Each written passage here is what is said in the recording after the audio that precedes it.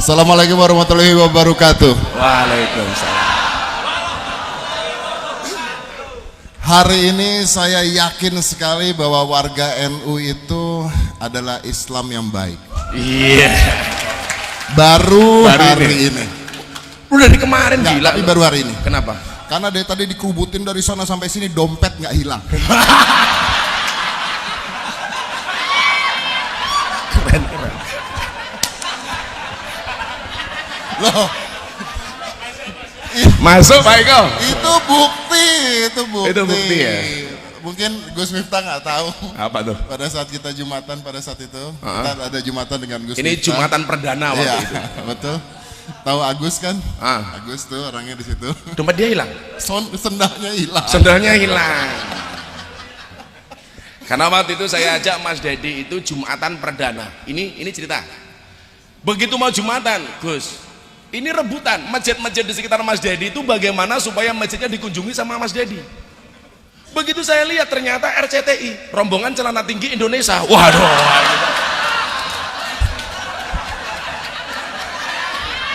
Ya, dia langsung ilfil. Saya nggak berani, bro, kalau Jumatan di tempat seperti ini. Dia takut gitu loh. Akhirnya saya carikan tempat masjid yang ternyata ada di daerah Bintaro, itu masjid yang sangat-sangat ahlussunnah wal jamaah seperti kita. Maka waktu itu beliau saya ajak Jumatan. Apa pengalaman pertama Jumatan, bro? Waduh. Pengalaman, kalau sama Anda pengalaman nggak pernah baik Pak, tapi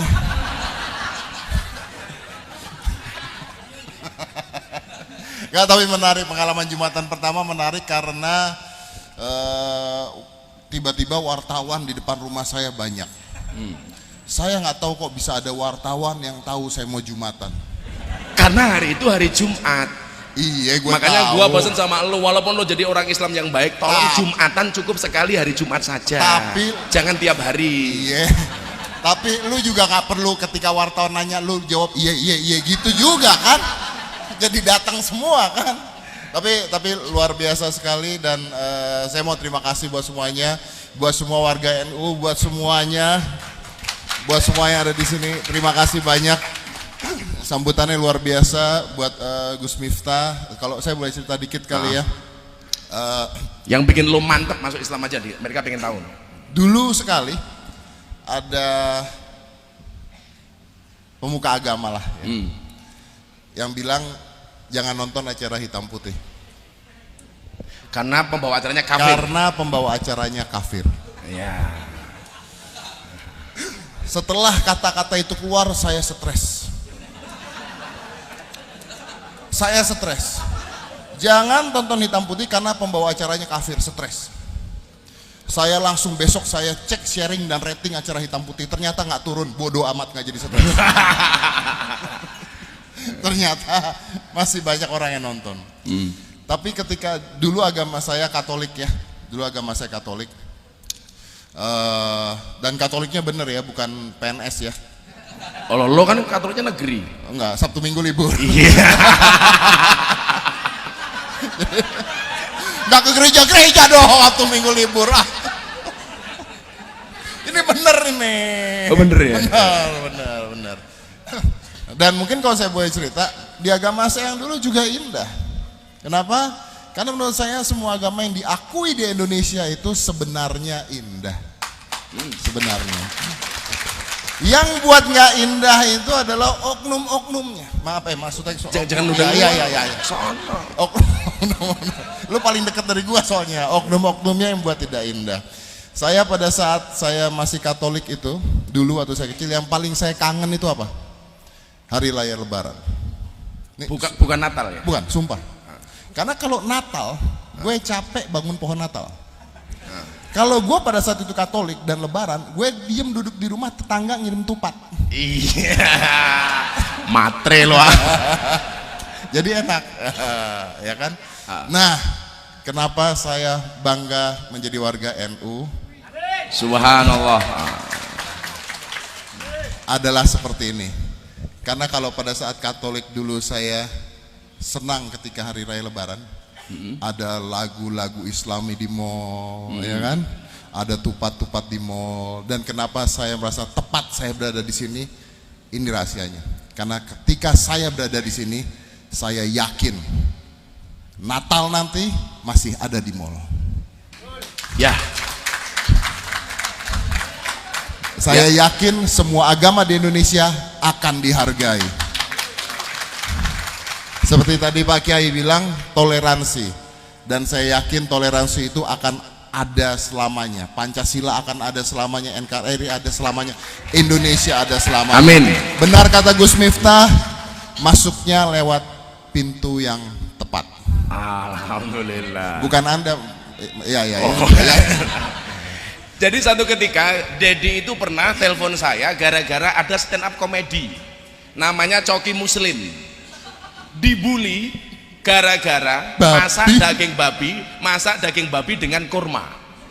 Saat itu Kiai diancam bunuh, itu penistaan agama. Dia telepon saya, akhirnya kita bikin YouTube. Gus, apa benar orang masak daging babi itu dengan kurma itu penistaan agama? Waktu itu saya jawab, sejak kapan benda mati punya agama?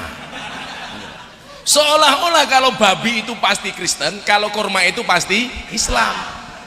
Waktu itu. Jadi kemudian dia mengatakan begini, kok Islamnya galak seperti itu sih Gus? Waktu itu orang tidak mau menanam pohon cemara gara-gara jadi lambang Natal. Saya jawab, sejak kapan pohon itu? Dia saya tanya, coba kamu jawab, cinta itu dari mata turun ke hati atau dari hati naik ke mata? Jawaban dia waktu itu adalah dari mata turun ke hati. Maka saya bilang, kalau cinta itu dari mata turun ke hati, maka seumur hidup sampai mati kita tidak akan pernah cinta kepada Allah. Kenapa? Karena mata kita tidak pernah melihat Allah. Kalau cinta itu dari mata turun ke hati, maka kita tidak akan pernah cinta Kanjeng Nabi, karena mata kita tidak pernah melihat Kanjeng Nabi. Kalau cinta itu dari mata turun ke hati, orang buta itu tidak akan pernah merasakan indahnya cinta. Kenapa? Karena matanya tidak bisa melihat pasangannya. Maka saya bilang sama dia, kenapa ajaran agama itu tidak semuanya rasional? Karena kalau semua ajaran agama itu rasional, maka tidak ada bedanya agama dengan ilmu pengetahuan. Orang nggak usah punya agama, cukup kuliah. Dan ternyata menurut beliaunya ini rasional. Jadi lo rasional belum, tapi kalah rasional sama gua.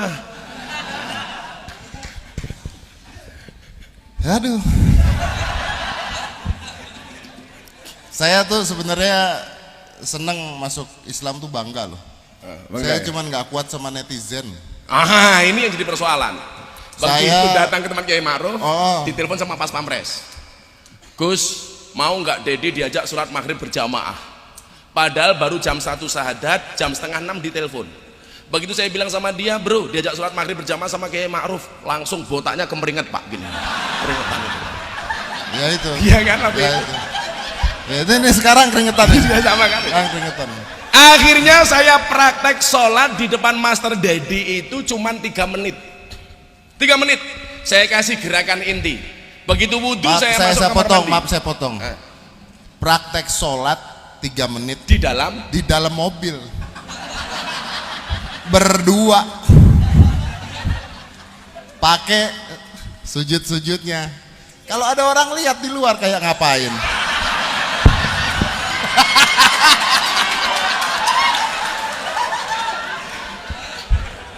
Akhirnya begitu beliau sholat, waktu itu tangan beliau saya masih ingat, tangan kiri ini di atas, kemudian tangan kanan di dalam. Begini, dikritik habis jadi Corbuzier. Gimana sholatnya, gerakannya salah dan lain sebagainya. Kan dia tanya sama saya begini, nanti sholatnya gimana bro? Begini caranya, pokoknya nanti Kiai Ma'ruf amin seperti apa, sebagai makmum kamu ikut. Kiai berdiri, kamu berdiri. Kiai sujud, kamu sujud. Kiai rukuk, kamu rukuk. Begitu masuk, saya jadi ingat ceritanya Gus Dur tahun 2005. Gus Dur itu pernah mengislamkan orang Cina. Ketika saya sowan ke sana, beliau cerita, Cinanya mau sholat, tanya sama Gus Dur, sholatnya gimana Gus? Sudah, apapun yang diikuti imam, yang dilakukan imam, kamu ngikut. Begitu imamnya berdiri, Cina berdiri. Imam rukuk, Cina rukuk. Imam sujud, Cina rukuk. Begitu sujud, bermasalah. Kenapa? Kakinya imam gak bisa ditekuk. Nah, akhirnya mancal kena kaki Cina, kena kepalanya Cina. Orang Cina mikir bro, oh orang sholat itu pancal-pancalan gitu kan. Akhirnya dia mancal kepalanya di belakang, yang di belakang marah. Begitu rakaat kedua mikir, katanya orang Cina itu tidak sunat, dirogoh sarungnya gitu kan. Lah orang Cina gantian mikir, oh orang sholat itu rogoh-rogohan itu kan. Akhirnya ngerogoh sarungnya imam. Waktu itu saya stres mau sholat, jangan-jangan Master Dedi ngerogoh Kiai Ma'ruf ini. Tapi subhanallah kita beruntung, walaupun Kiai Ma'ruf itu sudah sepuh, gerakan sholatnya masih sempurna, subhanallah. Bahkan saya guyoni ketika makan, Abah Gus, ada isu tuh kalau Abah besok jadi wapres meninggal katanya mau diganti Ahok. Apa jawaban Kiai Ma'ruf? Ya kalau yang meninggal saya, kalau yang meninggal Jokowi kan saya presiden, katanya. Kiai NU dilawan gitu. Tapi itu bener loh, pada saat saya sholat Jumat untuk pertama kalinya ya, rame banget ya, rame banget dan bener. Kita nih sebenarnya nggak usah nanggepin netizen, karena yang terakhir kali gue nanggepin netizen gue kalah, bro. Kenapa, bro? Maha benar netizen dengan segala cangkemannya. Ya, pertama cangkem. Pertama gara-gara ini yang paling lucu. Pertama begini, ada yang ngomong bawah ya, wah pokoknya kalau namanya tuh sudah Bunga C4325111 itu udah bodong dah pos itu ya. Kalau dilihat nggak ada mukanya tuh ya. Dibilang gini, Master Dedi kok tidak pakai peci sih? Tidak pakai sarung. Satu peci yang disebut dulu, tidak sopan. Wah, gitu ya. Terus saya jawab dengan baik hati. Ya. Maaf Mbak, setahu saya peci itu kan tradisi, ya kan? Budaya, ya kan? Peci itu budaya. Lagian saya tuh botak Mbak.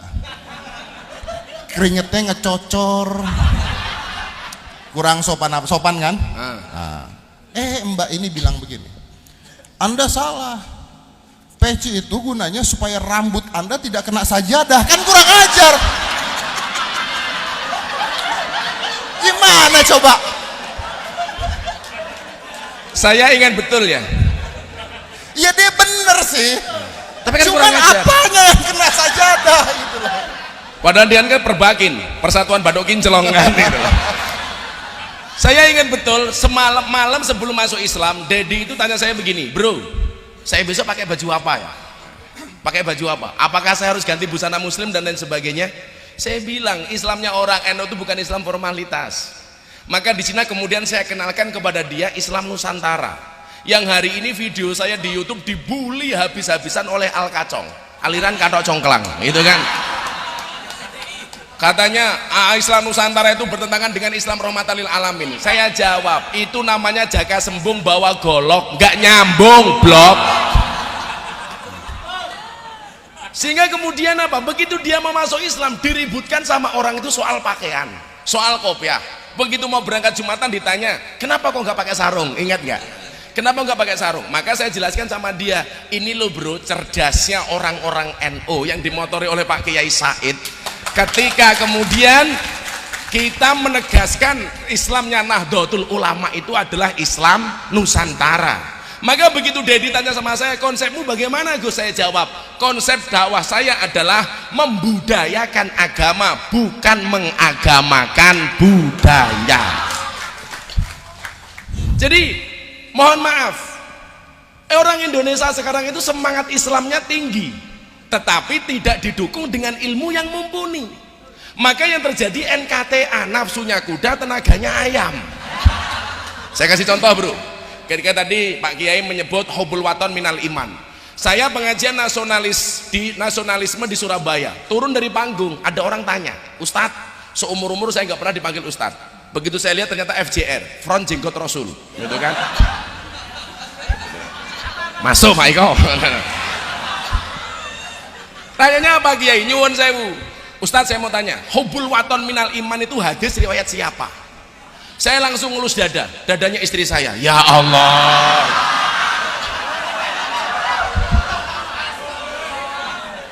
Enggak, supaya kemudian Anda tahu bahwa sisi-sisi menarik dari inilah yang kemudian menjadikan Mas Dedi itu yakin. Akhirnya karena yang tanya ini orang nggak paham, saya jawab, hubul waton minal iman itu hadis riwayat muslim. Lah dia protes, kok bisa muslim? Saya jawab, emangnya ada hadis riwayat non muslim?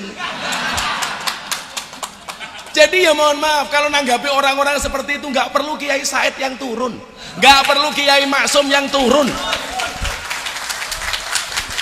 Ya, karena nyuwun sewu lagi bro, artis dangdut idola lo. Kenapa gue jadi bawa dangdut idola lu? Idola lo. Apa? Via Valen. Iya. Via Valen jadi idola gue gara-gara tiap hari lu ngirimin foto dia ke gue. Oh. Tanya begini sama saya, Gus, saya kemarin di demo sama orang. Kenapa, Nduk? Gara-gara saya menyanyikan lagu Din As-Salam di panggung dangdutan. Mereka bilang Via Valen gak pantas menyanyikan solawat di panggung dangdutan dengan pakaian terbuka. Lah Via tanya sama saya, apa bener Gus, Din As-Salam itu solawat? Saya bilang, iya gobloknya orang sekarang setiap qasidah dikira solawat. Berarti boleh, jangankan kamu di panggung dangdutan nyanyi Din As-Salam, karo ngising we oleh kok, tak bilang gitu. Coba kalau Dedi di kamar mandi kan sambil nyanyi nggak apa-apa bro, begitu duduk di toilet kamu nyanyi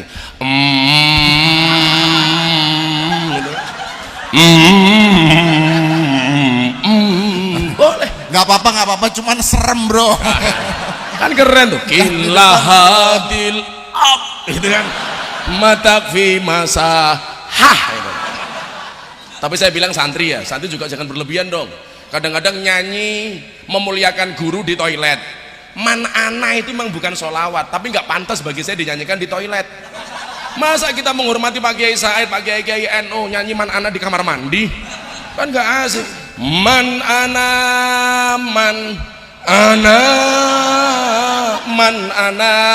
laula crot lah.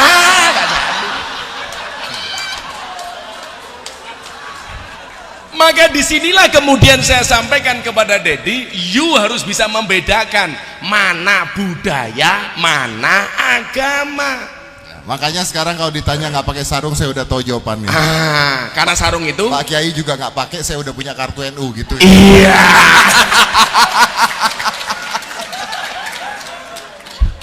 Coba sebelum saya lanjutkan Mas Dedi, barangkali ada yang sampaikan. Bukan pesan-pesan terakhir, bukan saya bilang. Ya, mungkin cepet aja ya, dikit aja. Itu dia kenapa saya apa tuh ngomong belum potong-potong. Enggak, cepet saja. Amplopnya juga nggak jelas, santai aja.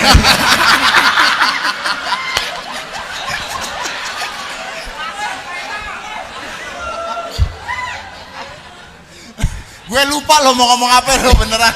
Gara-gara lo bener deh.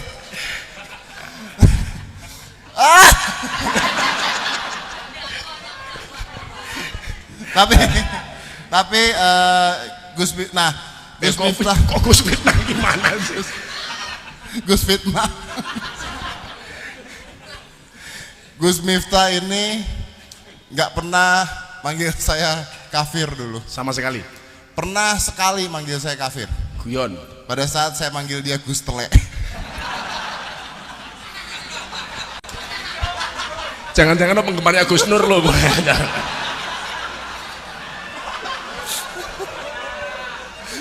Jadi dia datang ke rumah, buka pintu, Gus Tele. Terus dia bilang kafir katanya. Salah satu yang membuat Dedi senang itu adalah keputusan Nahdlatul Ulama ketika kemarin kita di Jawa Barat yang tidak memanggil orang kafir tapi dengan menggunakan istilah non muslim. Itu sangat membekas di hati Deddy Corbuzier. Alhamdulillah. Saya bilang sama dia, bro, yang guyonan kita itu loh. Kalau orang dulu kan biasa kan, orang beda agama guyon macam-macam. Tapi kenapa sekarang menjadi masalah? Jadi masalah, betul. Dan maksudnya gini, kalau kalian mencintai agama Islam dan kalian merasa bahwa ini agama yang luar biasa dan kalian ingin orang-orang lain menikmati hal yang sama, mereka jangan ditakut-takutin. Karena kalau mereka ditakut-takutin, mereka akan menjauh. Ya. Kalau mereka dilawan, mereka dimarahin, mereka akan menjauh. Termasuk soal Aska. Betul. Pada saat saya mualaf, banyak yang nanya ke saya, ya adalah gitu ya. Aska gimana anak saya kan? Aska gimana? Aska mualaf nggak? Aska muslim nggak? Wah kalau Aska tidak muslim, dosanya ditanggung bapaknya. Saya bilang sama dia, gua kagak jadilah. Karena dia ketakutan. Anak gue nggak masuk, gue yang dosa. Lu gimana sih? Gue bilang itu. Iya dong. Orang kok mau mencari suatu yang baik, yang benar, jangan ditakut-takutin. contohkan dengan kebaikan, maka semua orang akan melihat Islam itu indah. Ya. Tumben lo bener. Tumben lo bener. Iya, saya mau ngomong gitu. Jadi itulah pengalaman Mas Dedi yang alhamdulillah saya minta doanya, beliau baru proses belajar. Termasuk kemarin beliau saya ajari ngaji kan, saya cari turutan nggak dapat. Akhirnya saya dapat Iqra. Oh, begitu saya kasih dia ajaran kan, baru jilid 1. Oh iya. Begitu baca saya lihat saya ketawa. A. Ba.